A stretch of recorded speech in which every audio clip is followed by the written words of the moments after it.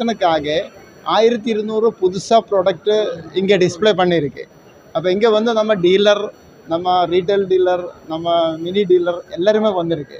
அப்போ அவர் எல்லாருமே பார்த்து இப்போ தான் ஆர்டர் ப்ளேஸ் பண்ணும். அது ஏப்ரலில் நம்ம இது மார்க்கெட்டில் சப்ளை பண்ணும்.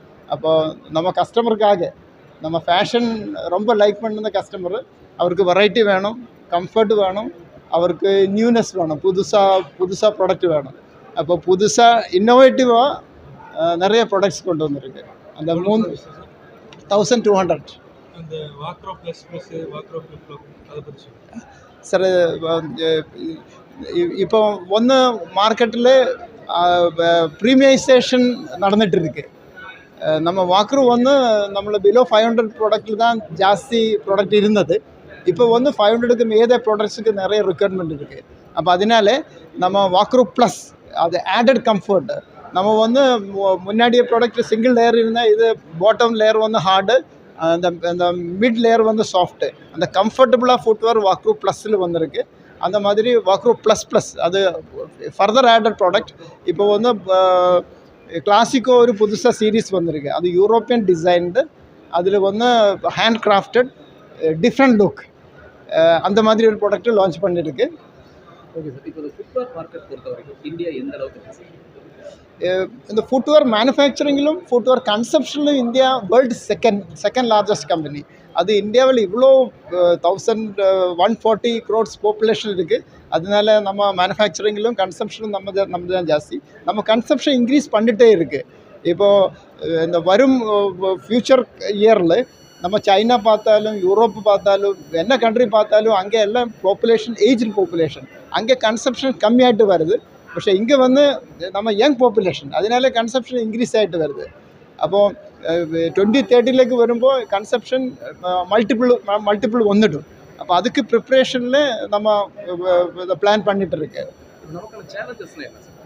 நம்ம மெயின் சேலஞ்சஸ் நம்ம raw material availability, raw material ecosystem. நமக்கு வந்து இப்போ வேல்யூ ஆடட் ப்ராடக்ட்டுக்கு ஹைடெக் ரா மெட்டீரியல் கம்பல்சரி. இப்போ வந்து இந்தியாவில் நம்ம அந்த டைப் ரா மெட்டீரியல் மேனுஃபேக்சரிங்கே இல்லை. அப்போ அதனால நமக்கு இம்போர்ட் டிபெண்ட். நம்ம மோல்டு வந்து இம்போர்ட் டிபெண்ட், நம்ம மெஷினரி வந்து இம்போர்ட் டிபார்ட்மெண்ட். இப்போ கவர்மெண்ட் வந்து அதிலெல்லாம் ஃபோக்கஸ் பண்ணிகிட்டு இருக்கு. தமிழ்நாடு கவர்மெண்ட் வந்து நிறைய ஒர்க் பண்ணிகிட்டு இருக்கு. நிறைய கம்பெனிஸ், ஹைடெக் கம்பெனிஸ் தமிழ்நாட்டில் வந்துட்டுருக்கு. அதெல்லாம் வரும்போது இது கொஞ்சம் சேஞ்ச் ஆகும். அப்போது இப்போ வந்து நம்ம பார்த்தா நம்ம வாண்டட் ரா மெட்டீரியல் நம்ம இம்போர்ட் பண்ணி தான் ஆகணும். அதுக்கு டியூட்டி கொஞ்சம் ஹை இருக்குது, 22% இருக்குது. இப்போ வந்து நம்ம அது ஃபினிஷ் ப்ராடக்ட் வந்தால் நிறைய கண்ட்ரீஸில் FTA இருக்குது, ஃப்ரீ ட்ரேட் அக்ரிமெண்ட் இருக்குது. அதனால அது வந்து free duty, 0% duty R 5% duty. அதனால ரா மெட்டீரியல் இங்கே வராத ஃபினிஷ் ப்ராடக்ட் ஆகிட்டு தான் வருന്നത്.